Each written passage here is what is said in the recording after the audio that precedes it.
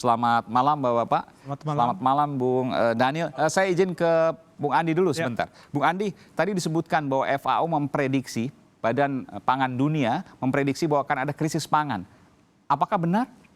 Saya kira sebagai prediksi untuk dunia ya, ini kita jadikan sebagai kehati-hatian. Tapi kalau kita lihat 2 tahun terakhir ya, bahwa kita surplus beras. Ya kemarin 1,5 juta ton 2019 dan 2020 ini diprediksi kita akan surplus 4,5 juta ton beras. Masih surplus, walaupun dalam pandemi COVID-19? Ya, kalau kita lihat data BPS ya, jadi dari BPS itu prediksi bahwa kalau rata-rata Desember itu kita akan ada surplus beras. Desember 2020? 2020 seperti itu. Jadi apa kaitannya kalau tadi sebutkan bahwa FAO menyatakan bahwa ada kaitan antara pandemi COVID-19 dengan krisis pangan? Jadi saya kira FAO itu memperingatkan kepada seluruh dunia ya, seluruh negara di dunia bahwa mungkin ada beberapa negara mengalami gagal panen, ada juga mungkin produktivitas petaninya menurun karena adanya pandemi ini. Tapi tentu sebagai negara agraris ya, kita harus optimis bahwa produksi beras kita dan kita akan surplus.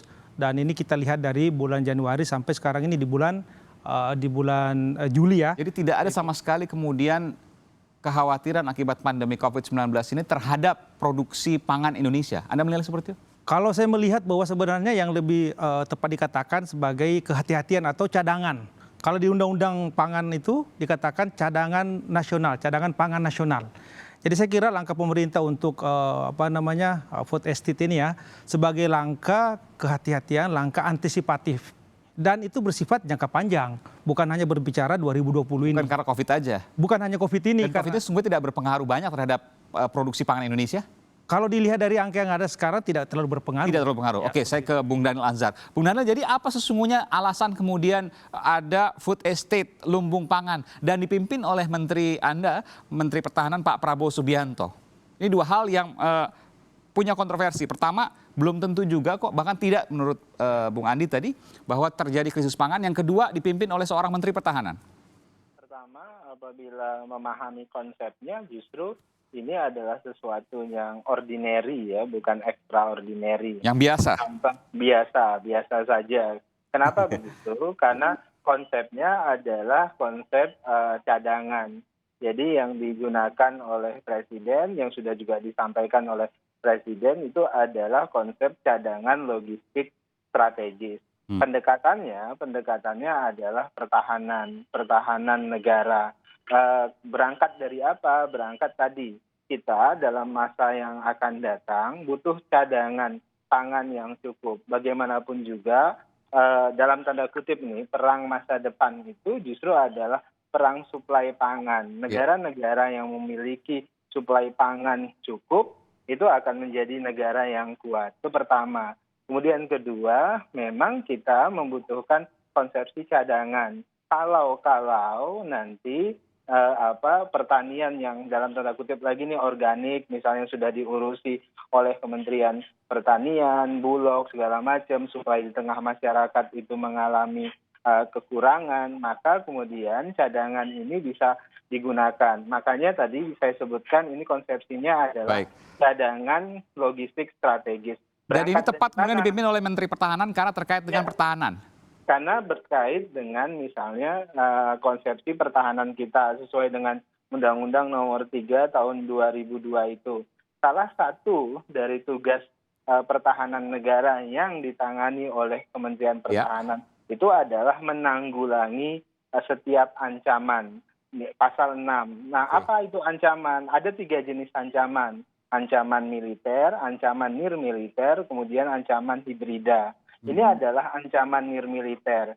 Dari mana kita melihat ancaman-ancaman nirmiliter itu? Ancaman nirmiliter itu ya tentu kita bisa melihat dari indikasi-indikasi yang ada. Misalnya riset yang dilakukan dan peringatan yang dilakukan oleh Organisasi Pangan dan Pertanian Dunia PBB. Kemudian ada juga riset yang The Economist juga menyampaikan bahwasannya 2030 justru adalah negara-negara Asia, Afrika itu adalah negara-negara yang tidak siap dari sisi suplai pangan. Kemudian di sisi lain di pasal 19 Undang-Undang Nomor 3 Tahun 2002 itu memang dinyatakan kalau dia terkait dengan pertahanan tertentu, ada ancaman di sektor tertentu, yang terkait dengan bidang-bidang tertentu, maka bisa berkoordinasi dengan bidang tersebut.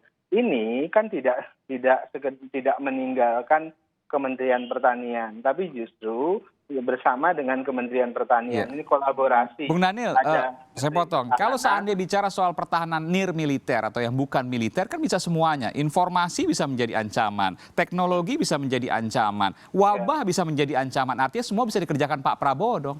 Nah, makanya kemudian kebijakan politik itu membuat skema kerjasama. Kalau Anda baca kebijakan umum pertahanan, Kementerian Pertahanan, itu juga berkoordinasi dengan seluruh sektor. Kami juga berkoordinasi dengan Kementerian Informasi terkait dengan cyber.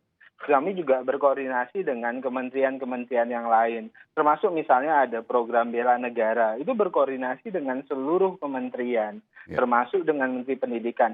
Nah, terkait dengan pangan, kemudian kebijakan politik dalam hal ini, Pak Jokowi melihat ada ancaman terhadap suplai pangan kita dalam waktu masa depan yang panjang sekali, itu maka kemudian Pak Jokowi berusaha mengkolaborasikan semuanya, ya. Karena kan ada PU yang kemudian nanti bisa mengakselerasi irigasinya, kemudian ada BUMN, ada juga Kementerian Pertanian terutama. Tetap semua dipimpin oleh Pak Prabowo, Bung Andi. Dipimpin oleh Pak Prabowo. Saya kira kalau menurut kami kurang tepat ya. Walaupun pribadi kita melihat bahwa Pak Prabowo itu sebenarnya kalau ditugaskan presiden kita yakin bisa. Bahkan sebenarnya PKS kemarin juga kan 2019 mendukung beliau sebagai presiden. Cuma kita melihat dari situ tupoksi ya, tugas pokok fungsi. Di Undang-Undang Pertahanan, Undang-Undang Nomor 3 tahun 2002 di pasal 10 sebenarnya TNI bisa melakukan kerjasama dengan non-militer. Sebenarnya ini sudah dilakukan oleh Kementerian Pertanian 5 tahun lalu.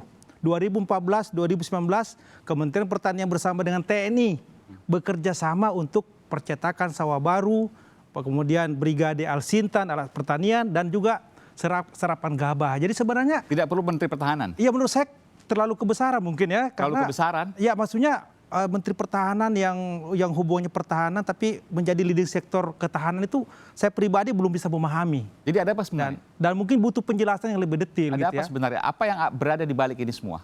Kalau saya pertama, kalau berbicara masalah pangan ya, kita bicara pangan dulu. Cadangan, apalagi tadi Bang Dhani mengatakan cadangan.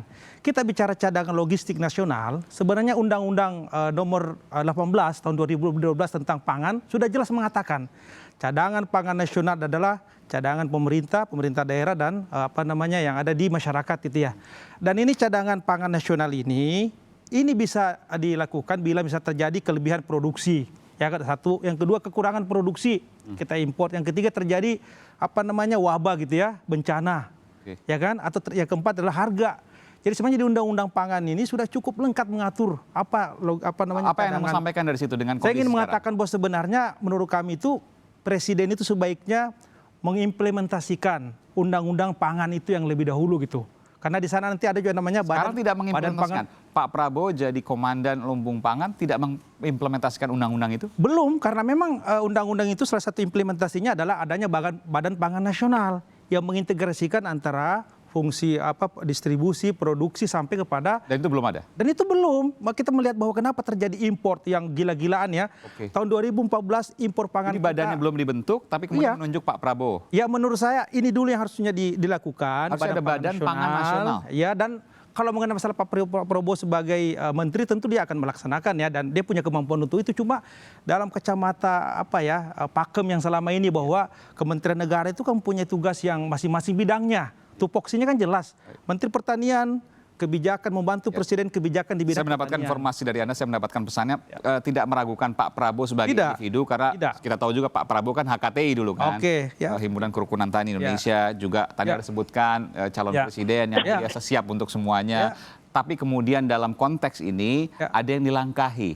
Konteks ini ada yang tidak pas. Betul ya? Betul seperti itu. Dan itu semua mengundang kecurigaan, jangan-jangan ada aspek politik di sini. Iya, dan kami mendengar informasi dari Wakil Menteri Pertahanan ya, bahwa food estate ini lumbung pangan nasional butuh anggaran 68 triliun. Artinya? Katanya dia akan menerbitkan obligasi dari BI. Ini kan hutang lagi.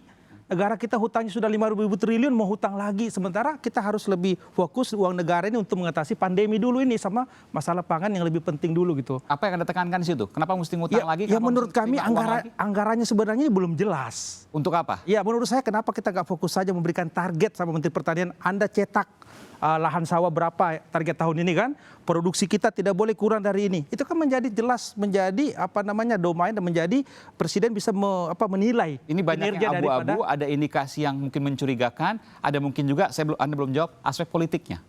Oh kalau masalah politik kami mungkin bisa, ya namanya seperti ini tentu aspek politiknya. Untuk 2024 saya tanyakan langsung, untuk 2024? Ya mungkin, ya tapi kalau kami dari sisi teknisnya gitu ya. Kita akan kembali saat lagi saudara, tetap bersama kami di Sapa Indonesia Malam. Nanti kita akan tunggu jawabannya.